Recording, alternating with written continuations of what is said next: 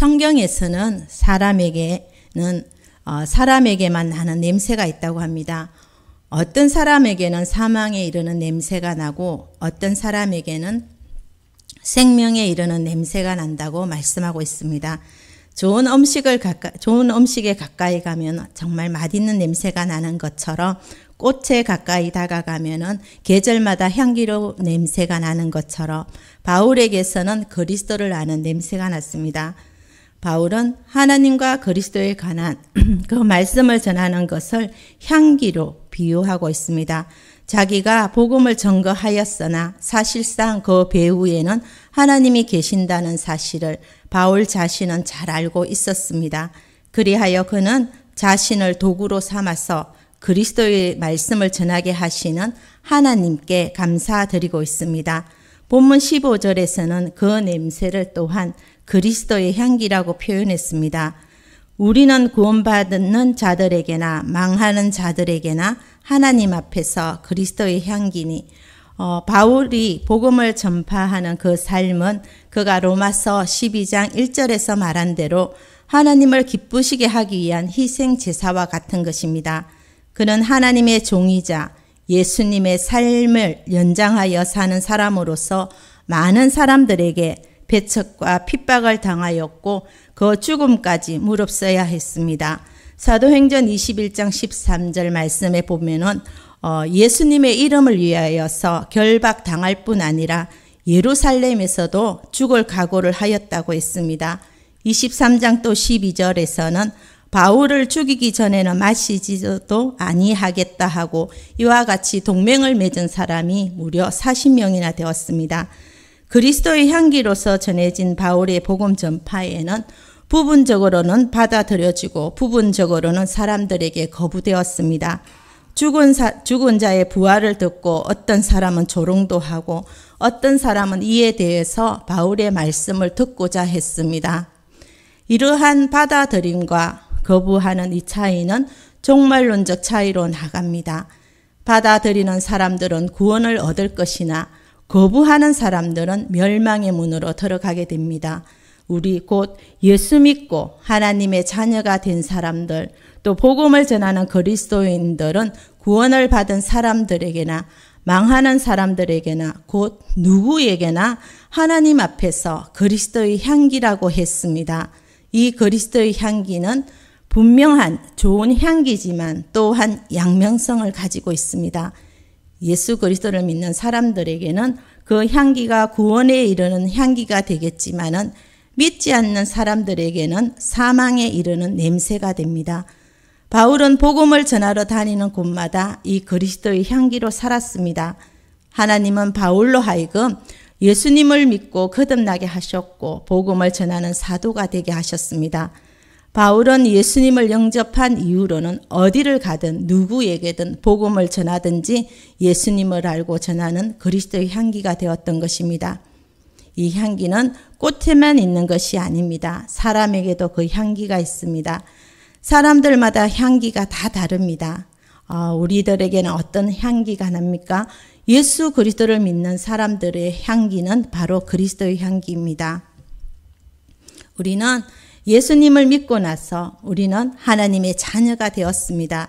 내 안에 예수님이 살고 계신다면, 늘 예수님과 함께 동행한다면 나에게서는 마땅히 그 예수님의 향기가 나야 할 것입니다.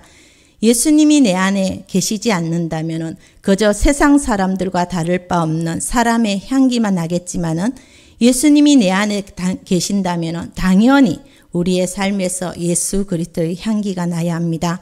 오늘 16절에서 이렇게 증거하고 있습니다. 이 사람에게는 사망으로부터 사망에 이르는 냄새요, 저 사람에게는 생명으로부터 생명에 이르는 냄새라. 누가 이 일을 감당하리요? 냄새는 같은 냄새이지만은 누가 맡느냐에 따라서 이 냄새가 어떤 사람은 사망에 이르게 할 수도 있고 어떤 사람은 생명에 이를 수 있다는 것입니다. 바울에 의해서 선포된 이 하나의 설교가 두 가지 결과를 가져오게 됩니다. 하나의 향기인 바울의 메시지가 어떤 사람에게는 죽음의 악취가 되겠지만 어떤 사람에게는 생명의 향기가 되는 것입니다. 예수님의 죽음이 평범한 한 인간의 죽음이며 그것으로 끝난 것이라고 여기는 사람들은 그들의 생각에 따라서 죽음을 맞게 될 것이나 예수 그리스도로 인식하고 그의 죽음이 끝이 아니라 부활하여 하나님의 우편에 앉아 계시며 자기를 위하여 간구하신다고 믿는 사람들에게는 생명이 주어지는 것입니다. 우리가 복음서에 보게 되면 종료주일로부터 시작해서 십자가를 지신 날까지 사망에 이른 냄새를 품는 사람과 생명의 말씀을 품은 두 분류의 사람이 등장합니다. 한 사람은 향유 옥합을 깨뜨린 마리아였습니다. 또 다른 사람은 예수님과 함께 성만찬에 참여하고 또 예수님에게 가장 사랑받은 수제자 베드로였습니다. 우리는 예수님과 함께 사역했던 베드로에게는 생명의 냄새가 날 것이라고 생각할 것입니다.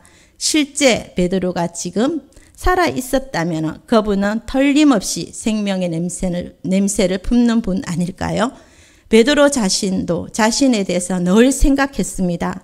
모두 주를 버릴지라도 나는 결코 주를 버리지 않고 배신하지 않을 것이라고 주님께 이 말까지 했습니다. 그런데 우리가 알다시피 불과 몇 시간도 지나지 않아서 그냥 부인하고 그저 떠난 것이 아니고 멀찍이 예수님과 떨어져 저주까지 하고 맙니다. 그런데 반대로 마리아는 담대하게 예수님 앞에 나가지 못했던 사람이었습니다. 사람들이 죄인이라고 여겼던 사람 중 한 사람이었습니다. 그런데 이 여인은 예수님 머리에 귀한 향유를 붓자 이에 제자들은 향유를 비싼 값에 팔아 가난한 사람들에게 줄 수 있을 것이라며 분을 내었습니다. 그런데 우리 주님은 이 여인을 보시고 너무 기뻐하셨습니다. 온 천하 어디서든지 이 복음이 전파되는 곳에서는 이 여자가 행한 일도 말하여 그를 기억하리라 이렇게 말씀하셨습니다. 마지막 날에 사람의 평가와 하나님의 평가는 이렇게 다를 수 있습니다. 우리가 이 마지막 날에 칭찬과 면류관을 받는 기준은 얼마나 주님의 향기로 그리스도의 편지로 살아왔는가 그것에 따라서 달라지게 되어 있습니다. 그렇다면 어떻게 해야 우리도 그 날에 칭찬받을 수 있을까요? 14절 말씀에 바울은 하나님께 감사하는데 항상 우리를 그리스도 안에서 이기게 하신 하나님, 우리로 말미암아 각 처에서 그리스도를 아는 냄새를 나타내시는 하나님께 감사하노라. 특히 자신으로 말미암아 가는 곳곳마다 그리스도를 아는 냄새를 나타내시는 하나님께 감사합니다라고 고백합니다. 그러니까 그리스도의 향기를 나타낼 수 있는 방법은 첫 번째로 하나님이 나를 이기게 하셔야 하고 두 번째는 내가 그리스도 안에 있어야 하는 이 두 가지가 성립될 때라야 우리가 그리스도의 향기로 살아갈 수가 있습니다. 반복적인 죄에서 넘어지고 또 믿음의 길에서 비껴나는 이유는 우리 안에 하나님과 같은 라이벌의 존재가 있기 때문입니다. 아브라함에게는 하나님과 같은 라이벌의 존재는 바로 아들 이삭이었습니다. 그렇기 때문에 하나님께서 아들 이삭을 바치라고 요구하셨습니다. 사도 바울에게는 하나님과 라이벌이 될 만한 존재가 있었는데 그건 바로 교회였습니다. 고린도 후서를 보게 되면 교회에 연관된 일이 생기면 이 사도 바울이 불안해하고 근심해합니다. 아주 예민해져서 교인들에게 기쁨으로 복음을 전하는 것이 아니라 근심과 염려로 전했던 것에 대해서 내가 후회한다, 내가 그것을 안타까워한다 라고 말하고 있습니다.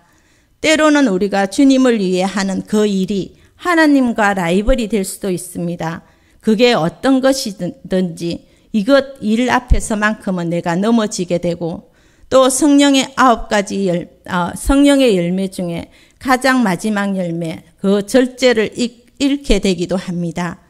이것이 우리 안에 있다면 그것은 틀림없이 하나님과 라이벌이 되는 우상일 가능성이 큽니다. 그렇다면 우리 안에 하나님과 라이벌인 이 우상을 어떻게 버릴 수 있겠습니까? 그것은 바로 그리스도 안으로 우리가 들어가는 것입니다. 하나님께서 우리에게 십자가라는 초대장을 주시면서 우리를 그리스도 안으로 초청하시면 됩니다. 그렇게 십자가의 부름을 받고 그리스도 안으로 입장하게 된다면 마치 기념품과 같이 선물을 주십니다. 영원한 영생의 선물을 주십니다. 그 선물을 우리에게 주시려고 주님께서 십자가를 지고 갈보리 언덕으로 오르신 것입니다. 그러면 예수님께서 십자가를 지신 이유는 무엇일까요? 갈라디아서 3장 13절과 14절의 말씀입니다. 그리스도께서 우리를 위하여 저주를 받은 바 되사 율법의 저주에서 우리를 속량하셨으니 기록된 바 나무에 달린 자마다 저주 아래 있는 자라 하였음이라. 이는 그리스도 예수 안에서 아브라함의 복이 이방인에 미치게 하고 또 우리로 하여금 믿음으로 말미암아 성령의 약속을 받게 하려 함이라. 십자가에 예수님께서 이루신 일은 우리에게 첫 번째로 또 아브라함의 복, 우리를 어렵게 하신다는 것입니다. 어인되게 하십니다. 두 번째로 성령을 주기 위함입니다. 예수님께서 십자가를 지심으로 말미암아 우리에게 주신 선물은 바로 성령 하나님이십니다. 그러면 성령 하나님이 우리에게 오신 특징은 무엇일까요? 바로 하나님, 예수님, 성령님, 이 삼위 하나님 전부가 우리의 심령 안으로 들어오게 됩니다. 예를 들어서 우리가 누군가를 사랑해야 합니다. 그런데 우리의 힘으로는 도저히 사랑할 수가 없는 원수입니다. 이런 상황에서 사랑해야지, 용서해야지, 용납해야지, 머리로는 아는데 도저히 그 사랑이 안 됩니다. 이 가슴으로는 정말 그 사랑을 이룰 수가 없습니다. 그런데 십자가로 말미암아 성령님이 우리 안에 오시면 삼위 하나님의 마음이 우리 안에 부어집니다. 원수 같던 우리를 절대 포기 못하시고 참고 기다리시는 하나님 아버지의 마음, 우리의 실수와 허물을 위해서 오늘도 십자가의 고통을 참아내시는 예수님의 그 희생, 그리고 매일매일 다른 사람을 보고 판단하는 나에게, 정죄하는 나에게 말씀하시기를, 야, 내가 볼 때 너나 그나 똑같다, 이렇게 말씀하시는 성령님의 음성입니다. 이것이 성령님께서 우리 안에 오셔서 이 삼위 하나님의 마음과 생각을 부어주시고 말씀을 우리에게 주시면 우리는 우리가 노력해서 머리로 율법으로 지키려고 하는 것이 아니라 그저 자발적으로 주님의 마음으로 우리는 순종하게 됩니다. 말씀을 우리에게 주신 성령님께서 우리 안에 친히 착한 일을 이루시는 분입니다. 성령께서 부어주신 주님의 마음이 우리의 삶이 되어 그리스도 안에 있는 온유와 겸손과 오래 참음과 용납이라는 성령의 이 9가지 열매로 예수님의 향기가 겉으로 드러나는 것입니다. 내 노력이 아니라 내 안에 내주하시는 성령 하나님이 일하심, 이것이 바로 우리에게 거듭나는 것입니다. 이 거듭남을 주시려고 주님은 갈보리 언덕 그 십자가에 매달리신 것입니다. 따라서 우리는 성령님께서 거처로 삼으실 우리의 심령을 날마다 보혈로 깨끗이 청소해야 할 것입니다.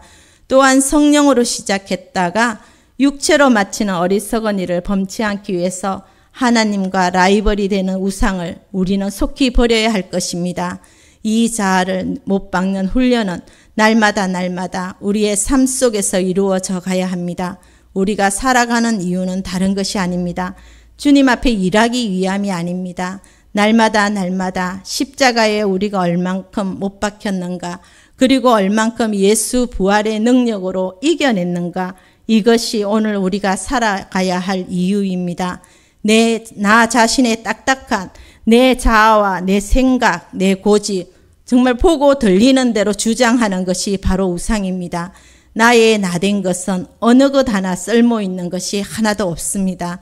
나 자신과 또 나를 넘어뜨리는 그 사단 앞에서 우리는 우리 자신에게 매일 선포해야 할 말이 있습니다. 나는 날마다 죽노라. 나는 날마다 죽노라.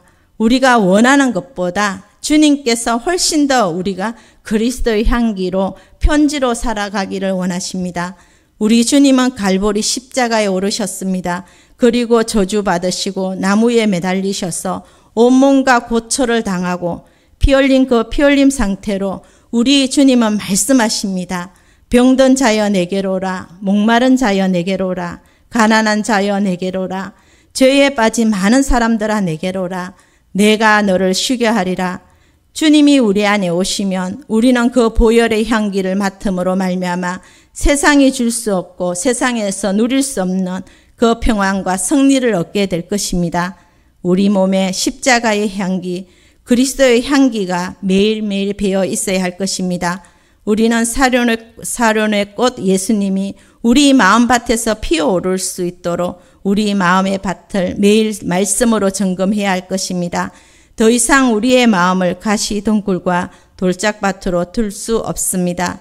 사륜의 꽃씨가 심겨져 자라나 내 생명이 참 사랑의 향기로 우리가 가는 데마다 향기가 되고 그리스도의 계절이 우리 이 땅에 속히 오도록 살든지 죽든지 내 몸에서 오직 그리스도만 존귀케 하는 삶이 되기를 원합니다.